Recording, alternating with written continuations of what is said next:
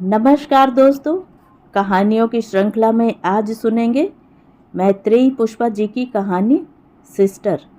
लेकिन उससे पहले मेरा आपसे विनम्र अनुरोध है कि अगर मेरे द्वारा सुनाई हुई कहानियाँ आपको अच्छी लगती हैं तो मेरे चैनल को सब्सक्राइब ज़रूर करें, लाइक करें और अपने दोस्तों और परिचितों में शेयर भी करें।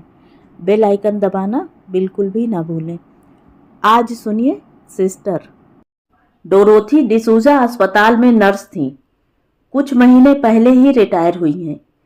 रंग से सांवली, कद काठी से मझोली और तनिक भारीपन की ओर जाती देह की स्वामिनी सिस्टर डिसूजा आजन्म कुंवारी हैं। अब इंजेक्शन लगाने का काम प्राइवेट तौर पर करती हैं। अस्पताल जाकर पोलियो वैक्सीन, डीपीटी के टीके वगैरह बच्चों को दिलवाती हैं। कड़कती ठंड है आजकल, हवाएं तीर की तरह चुभती हैं। झीनी और मैली धोती में सिकुड़ी जमादारिन सिस्टर के द्वार से लगी बैठी है। मुट्ठी में मुड़ा तुड़ा सा 2 का नोट बंद है। जैसे ही सिस्टर बाहर निकली वह खड़ी हो गई। बोली, सिस्टर ये तुम्हारे। फैली हुई खुरदरी हथेली पर उस गुलाबी से कागज को देखते ही सिस्टर ने झिड़का, ए धत, तो क्या बात हो गई सिस्टर? तुम भी मेहनत करती हो, दवा मुफ्त में दे देती हो, जे ही क्या कम है। जमादारिन के हाथ में अब भी नोट रखा था। सिस्टर डिसूजा ने अपने दोनों कंधों और छाती को अंगुलियों से छुआ। मदद के बदले पैसा लेगा हम? यीशु हमारे सिन को मुआफ नहीं करेगा। ओ ऑल माइटी गॉड। बुढ़ापे की ओर बढ़ती हुई सिस्टर डिसूजा अब भी उसी तरह यूनिफॉर्म में रहती हैं जैसे वे अस्पताल में ड्यूटी पर जाया करती थी। उन्हें यकायक ध्यान हो आया। महरी कह रही थी, सुरेश चंद ने बुलाया है आज ही। सामने वाले 4 घर छोड़कर सुरेश चंद का मकान है। वे अपने परिवार के साथ पिछले साल किराए पर रहने आए हैं। पड़ोसिन बता रही थी, कॉलेज में पढ़ाते हैं। महरी कहती है, बहुत बीमार हैं बेचारे, अस्पताल में भर्ती रहकर आए हैं। स्वभाव के भले हैं, ईश्वर करे जल्दी अच्छे हो जाएं। बीमारी क्या है? सिस्टर ने जानना चाहा। क्या मालूम सिस्टर, पर उठने बैठने से भी लाचार हैं। सिस्टर को अपने पिता की याद आ गई। वे भी तो उन्हीं की इच्छा रखने को यह घर भी बनवाया था, नहीं तो वे कभी न बनवाती। पिता ने ही प्लॉट खरीद लिया था और आखिरी दिनों में गहरी चिंता करने लगे कि सरकारी छत हटते ही हमारी बेटी कहाँ जाकर रहेगी, किसके पास? अपना कहने को कोई भी नहीं। मकान पूरा भी नहीं हुआ था कि वे स्वर्गवासी हो गए। एक दिन भी नहीं रह पाए इस घर में।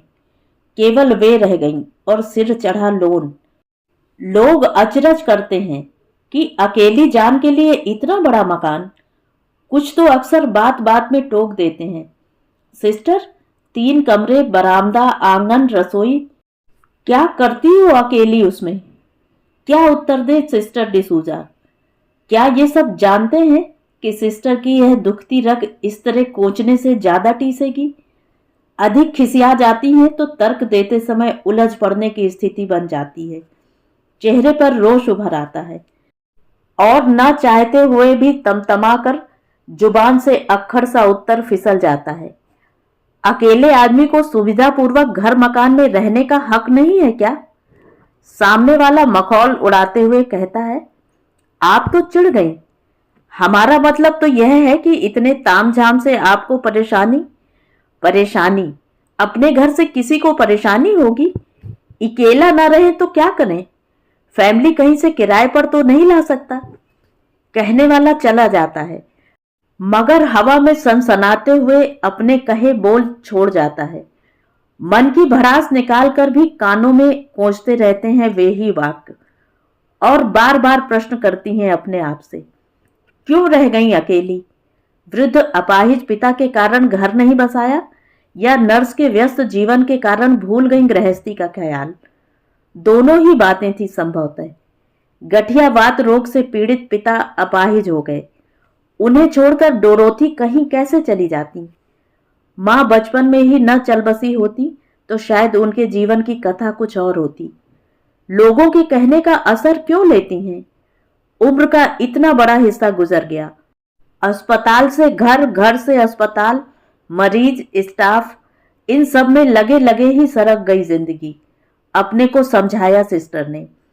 कलाई पर बंधी घड़ी देखी, 2 बजे हैं। लो, ड्यूटी खत्म। 8 से 2 बजे तक ही तो रहती थी वे अस्पताल में। आज तो बहुत काम हो गया। 20-25 मरीजों को तथा 5 बच्चों को इंजेक्शन और टीके दे दिए। वे भीतरी कमरे में चली गईं। एप्रॉन उतारा, क्लिप निकालकर बालों से सफेद टोपी अलग की, मोजे जूते उतार दिए। गाउन पहनकर रसोई में घुस गईं। हाथ धोकर खाना खाने लगीं। अब इवनिंग टाइम में ही जाएंगी सुरेश चंद के घर। महरी बर्तन साफ करने आ चुकी है। बर्तन समेटते हुए बोली, सिस्टर, सुरेश बाबूजी हमसे पूछ रहे थे कि कैसी हैं सिस्टर डिसूजा। लो, हमने तो जवाब दे दिया। कैसी हैं? अच्छी हैं, खूब अच्छी। हमने खुद अपनी बाह में सुई लगवाई है, तो देख लो कि चेंटी के कांटे का दर्द फिर भी मालूम होता है, पर सिस्टर की लगाई सुई का भान तक नहीं होता खाल के नीचे। और बाबूजी टाइम की इतनी पाबंद कि चाहो तो अपनी घड़ी मिला लिया करना उन्हें देख के। सुई पैसा के मामले में बता दी कि घर आने पर सुई लगाने के पूरे 5 रुपया लेंगी, मर्जी हो लगवाओ। और रात के समय घर रुकने के? बाबूजी पूछने लगे। हमने कहा, सो हमें नहीं मालूम। कितने लेती हो सिस्टर? 100 रुपया। सिस्टर डिसूजा तटस्थ भाव से बोल गईं।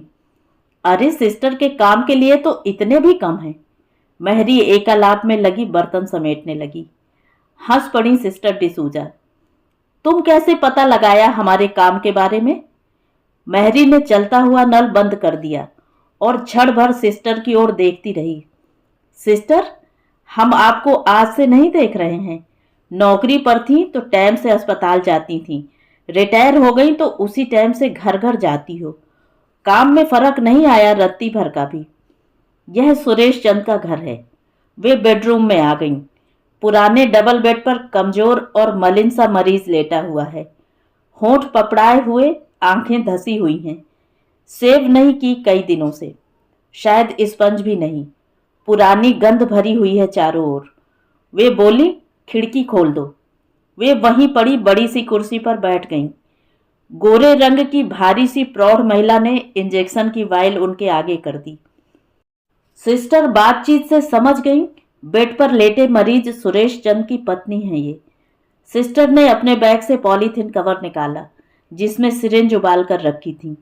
वाइल तोड़कर सिरिंज भरने लगी।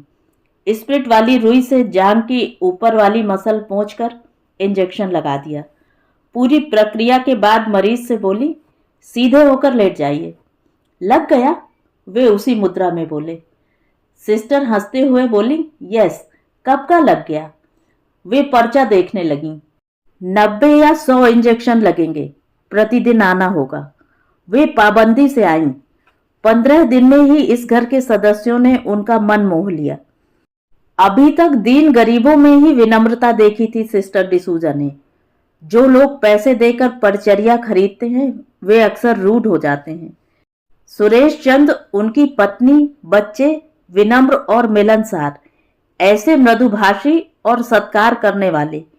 5 रुपए का नोट लेते समय सिस्टर का हाथ कांप जाता है, मन धिक्कारता है। इतना अपनापन, और वे पैसे वसूल रही हैं लगातार। और एक दिन यह किस्सा भी घट गया। सिस्टर की व्यावसायिकता पर अपने आप विराम लग गया।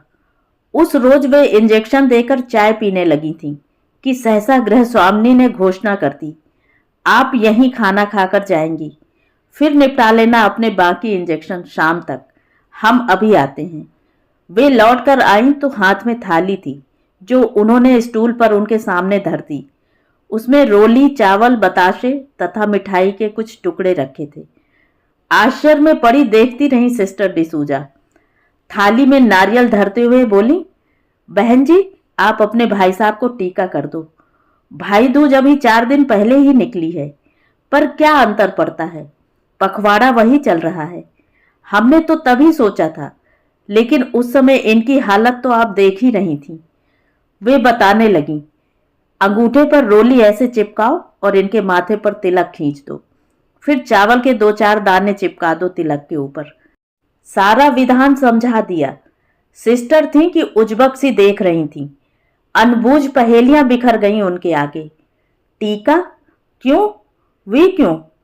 हाथ में थमी सिरिंज को हथेली के बीच दबाती हुई न जाने क्या सोचने लगी। वे फिर समझाने लगी, बहन जी, हमारे यहाँ भाई दूज के दिन बहन टीका करती है भाई का। आप इतनी सेवा कर रही हो जितनी सगी बहन ना करती, तो खास बहन से भी ज्यादा हुई ना आप। सुरेश चंद तकिए पर कोहनी टेकते हुए उठकर बैठ गए। हाँ डोरोथी बहन, तुम्हें मेरी बहन बनाकर भेजा है भगवान ने। कोई बहन नहीं थी ना। वे विस्मित थीं।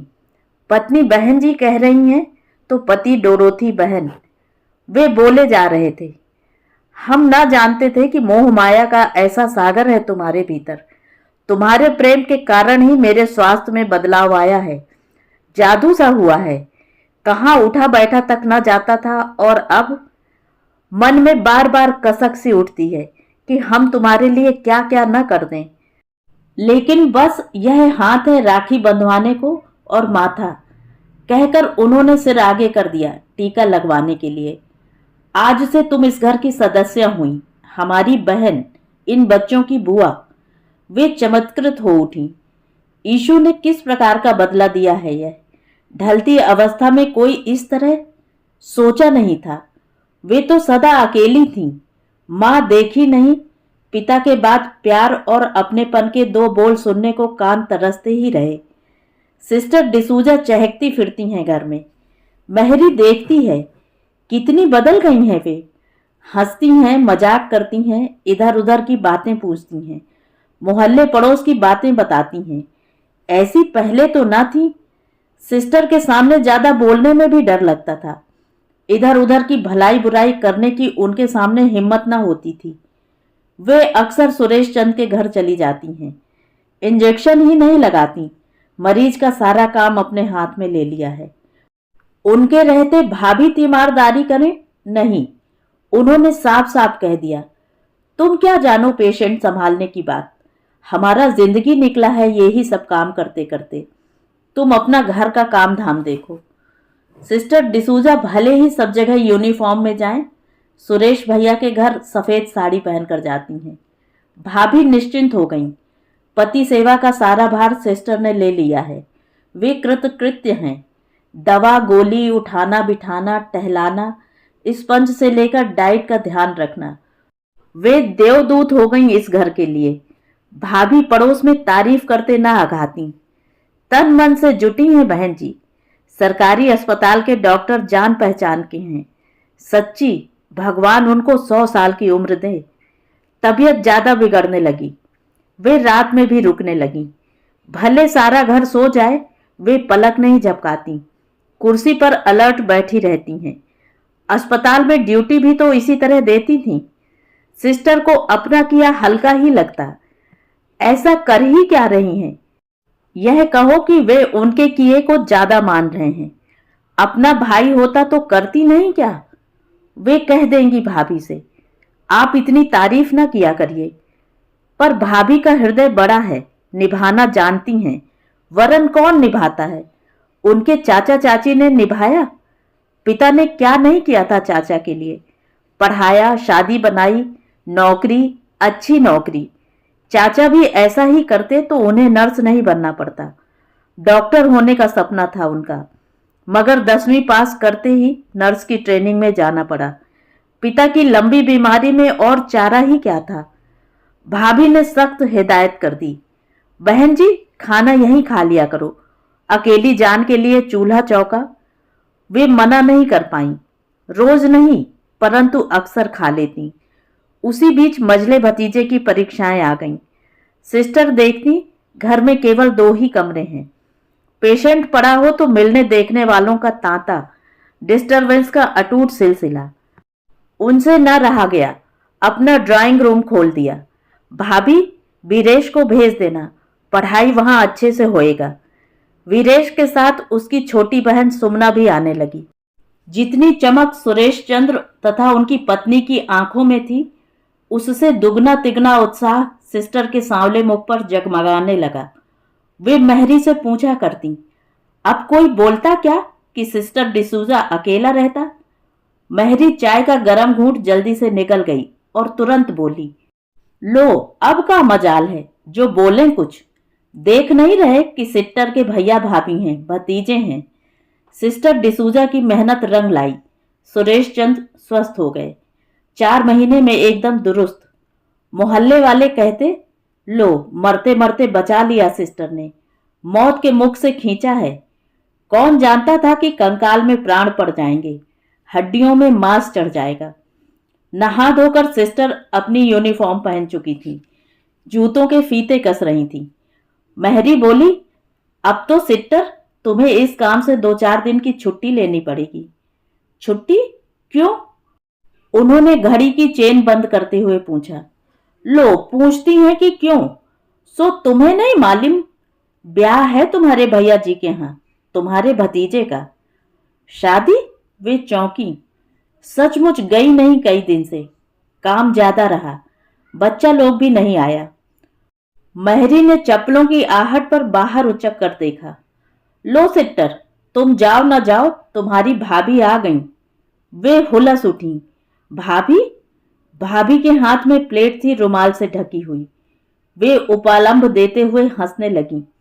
बहन जी, कितना इंतजार किया, तुम आ जाओ, कल आओ, पर तुम्हारे दर्शन ही ना हो सके। तुम्हारे हिस्से के लड्डू हैं। ऋषि की शादी तय हो गई है ना? उन्होंने सोल्लास प्लेट थाम ली। विवाह के विषय में विमर्श करती रहीं, बहू के बारे में पूछती रहीं। जाते जाते वे आग्रह पूर्वक कहने लगी, मुझे फुर्सत नहीं मिलेगी, तुम्हारा घर ठहरा हुआ है, जी चाहे जब चली आना, संकोच न करना। बुआ ठहरी ऋषि की। सिस्टर डिसूजा ने ढीली हुआई टोपी की क्लिप कसते हुए भाभी को जोरदार शब्दों में बरस दिया। हम कभी शर्माया है? उस घर में सारा कुछ तो अपने हाथों उठाया रखा है। बस भाभी, इतना जरूर बताना होगा कि हमारी तरफ से क्या करने का है शादी में। भाभी ने हंसकर हाथ जोड़ दिए। आप तो आ जाना मौके पर, हमारा सौभाग्य होगा। सिस्टर डिसूजा के आनंद का छोर न था। घर में तो किसी की शादी देखी नहीं होश संभालने पर। आज पहली बार जाना कि निकट जनों में उत्सव मनाने पर कैसी अद्भुत खुशी होती है। भैया भाभी के घर विवाह, उनके अपने घर में शादी। माय गॉड, छलक छलक पड़ रही हैं सिस्टर। 1-2 रातें तो इसी में निकल गईं कि वे दुल्हन को प्रेजेंट में क्या देंगी। गिफ्ट में तो कई चीजें दी जा सकती हैं। उन्होंने यथाशक्ति ध्यान लगाया। कार्डिगन, बेडशीट या अच्छा सा टी सेट नहीं, भले ही ज्यादा पैसे लग जाएं, अच्छी क्वालिटी का डिनर सेट ठीक रहेगा। बड़ा सा प्रेजेंट। किससे सलाह करें? रिटायर होने के बाद सखी सहेलियां भी तितर बितर हो गईं। मेहरी धोबिन जमादारिन का स्टैंडर्ड इतना नहीं कि वे इस मामले में अपनी राय दे सकें। पड़ोसन से अपने मन की बात कही और अपनी सोची हुई चीजें भी बता दी। धिक्कार डाला पड़ोसिन ने। सिस्टर, आप भी कमाल करती हो। बुआ होकर भतीजे बहू को प्याले प्लेट या धोती कपड़ा दोगी? क्या कहेंगे भैया भाभी? क्या सोचेगी बहू? लो, उन्होंने तो आपको इतना माना चाहा है, तो उसका मान रखना पड़ेगा आपको भी। रियली? वे कितनी बड़ी गलती करने जा रही थी। ठीक ही तो कह रही है पड़ोसन। क्या करें, उन्होंने ऐसी स्थिति में लेना देना किया ही नहीं। अस्पताल में स्टाफ के किसी आदमी के यहाँ शादी होती थी तो वे कंट्रीब्यूशन में अपना पैसा डाल देती थी। क्या देना है क्या नहीं, वह तो रुपया जमा करने वाला जाने। पड़ोसिन ने समझाते हुए कहा, सिस्टर, होनी तो जंजीर चाहिए, पर गुंजाइश नहीं है तो चलो छोड़ो। हम भी जानते हैं कि इस मकान का उधार नहीं पटा अभी, किश्तें देनी पड़ती हैं, ऊपर से आपका दान धर्म, सो नहीं बचता होगा रुपया। तो अब यह करो कि अंगूठी या टॉप्स दे दो। मानते हैं हम कि सोना सस्ता नहीं, पर चीज रह जाती है सिस्टर, बहू याद करेगी। हमारे यहाँ कहावत है ना कि भैया विष लेना, भतीजे विष देना। पड़ोसिन की तीर छीर वाली भाषा ना मालूम सिस्टर डिसूजा की समझ में कितनी आई। मगर जेवर वाली बात कांटे की लगी। वे दूसरे दिन अंगूठी खरीद लाईं। उस रात उनकी आंखों में कोसों कोस नींद नहीं थी। सोच विचार में उलझी पलंग पर करवटें बदलती रहीं और उसी दिन जाना कि नींद दुख में ही नहीं, खुशी में भी नहीं आया करती। उठकर बत्ती जला दी। नन्ही सी प्लास्टिक की गुलाबी डिबिया उठा लाईं। खोली तो हरे रंग के पतले कागज में सुनहरी अंगूठी झिलमिला उठी। वे कल्पना में उतर गईं। भैया कुर्सी पर बैठे हैं, पास ही भाभी खड़ी हैं। नई दुल्हन को बुलाया गया है, वह उनके बराबर में सोफे पर बिठा दी। वे पतली सी गोरी अंगुली में अंगूठी पहना रही हैं। भाभी कह रही हैं, पांव छुओ बुआ जी के। दुल्हन झुकी तो उन्होंने बाहों में भरकर छाती से लगा लिया। God bless you. भैया उठे और अधपके बालों पर हाथ फेरते हुए कहने लगे, डोरोथी, यह सब क्यों? हाथ में डिबिया पकड़े भाभी मुस्कुराती हुई बोल पड़ी, लो, क्या हो गया? बुआ नहीं है क्या? सोचते सोचते डिबिया हाथ से छूटकर नीचे जा गिरी। सिस्टर की तंद्रा टूटी, ध्यान पलट गया। डिबिया वापस उठा ली, अपने कपड़ों की ओर देखने लगी। लो, शादी में हो आने की सोच ली और वेशभूषा पर ध्यान ही नहीं। यही पहनकर जाएंगी क्या? सफेद धोती, प्लीट्स। धत, दुकानदार भी अंगूठी देते समय ऐसे देख रहा था जैसे वे अपनी वेशभूषा के विपरीत करने जा रही हैं कुछ। घुसते ही आंखें फैलाकर देखने लगा, परंतु अभी तक तो ऐसे ही जाती रही हैं। परिचय भी ऐसे ही हुआ है। ये हैं सिस्टर डिसूजा, हमारी मैट्रन। बहुत पहले कभी गई होंगी तो माँ की रखी हुई साड़ियां टांग ली होंगी। अब तो ठीक से याद भी नहीं। लेकिन अब नहीं, भैया के स्टैंडर्ड से जाना पड़ेगा, उन्हीं की रीत रिवाज के हिसाब से। कहीं अटपटा ना लगे कुछ। लो, ऐसे ही जा पहुंची तो निरी नर्स लगेंगी। मेहमान लोग समझेंगे पेशेंट के लिए आई हैं। वे फिर बाजार गईं। जिस दुकानदार से एप्रॉन का कपड़ा और सफेद साड़ी खरीदा करती थी, उसी से प्रिंटेड सिल्क की साड़ी देखने को मांगने लगी। दुकानदार ने 2 थान सफेद टेरिकॉट के सरका दिए, ज्यों उसने साड़ी की बात गलती से सुन ली हो। साड़ी, वह 2 क्षण के लिए देखता रह गया सिस्टर को। साड़ी, दोबारा कहने पर लड़के से साड़ी दिखाने को बोला। सफेद धरती पर कत्थई बूटी की साड़ी और साथ में हल्के कत्थई रंग का शॉल खरीद लिया। पड़ोसन ने देखा तो भरपूर समर्थन किया। बहुत अच्छी साड़ी है सिस्टर, शॉल भी बड़ा जरूरी था, ठंड ज्यादा रहेगी बारात के समय। सिस्टर, ऐसे ही रहोगी? कैसे? नंगे हाथ ब्याह काज में अच्छी नहीं लगेंगी सोनी कलाइयां। वे एक बार को कल्पना नहीं कर पाई कि वे अपने हाथों में घड़ी के सिवा और कुछ भी पहन सकती हैं। चूड़ियां भूले से भी नहीं डाली हाथ में। तनिक शर्माते हुए मुस्कुरा पड़ी, बोली, नहीं, ऐसे ही ठीक है। पड़ोसिन नहीं मानी, अंदाजे से नाप की चूड़ियां ले आई। पकड़ाते समय बोली, मैरून रंग की हैं, आपके सांवले सलोने हाथों में अच्छी लगेंगी। सिस्टर, आपकी भाभी बुरा नहीं मानती कि बहन जी सगुन साथ नंगे हाथों चली आई? वैसे पहनानी तो उन्हें ही चाहिए थी, लेकिन ब्याह का काम उनकी अकेली जान को ही लगा है। नई खरीदी चप्पलें रात के खाने के बाद ध्यान से देखी। देखी क्या, पहनकर बेडरूम से बरामदे तक टहलने लगी। पांव ही दूसरी तरह का दिख रहा था। सैंडल फ्लीट की आदत रही है उन्हें, ठंड बहुत लगेगी इनमें। पड़ोसन की आवाज सुनाई दी, सिस्टर, गीतों में नहीं चल रही? ढोलक तो कब से बज रही है। चप्पल उतारकर वे बाहर निकल आईं। बाउंड्री से लगकर खड़ी हो गईं। हंसकर कहने लगी, हमको गाना वाना नहीं आता। पड़ोसन आंखें चमकाकर बोली, अरे ना आए गाना? सिस्टर, चलना तो पड़ेगा। बताओ, बुआ ही गीतों में न बैठेगी तो गाली किसके लिए गाई जाएगी? सिस्टर डिसूजा जोर से हंस पड़ी। हल्के प्रकाश में दांत चमक उठे। झटपट सफेद साड़ी पहनी, शॉल ओढ़ा। चप्पल पहनते समय सोचने लगी, काश उनका नाम डोरोथी ना होता, लक्ष्मी, शीला, सुशीला जैसा कुछ। पड़ोसन के पीछे चलती हुई सुरेश भैया के आंगन में पहुंच गई। बरामदे में गीत गाती हुई औरतों के पीछे जा बैठी। भाभी लपकते कदमों से तुरंत उनके पास आ गईं, साथ ही बैठ गईं। उनकी पीठ पर हाथ रखकर कान के पास मुख लाकर पूछने लगी, बहन जी, सुमना नहीं पहुंची आपके पास? कोई बात नहीं भाभी, भूल गई होगी। बहन जी, यह लड़की ब्याह में कुछ ज्यादा ही बावरी हो रही है, बच्ची है, कहकर सिस्टर डिसूजा ढोलक पर थाप देती, अन्य औरतों को देखती नहीं।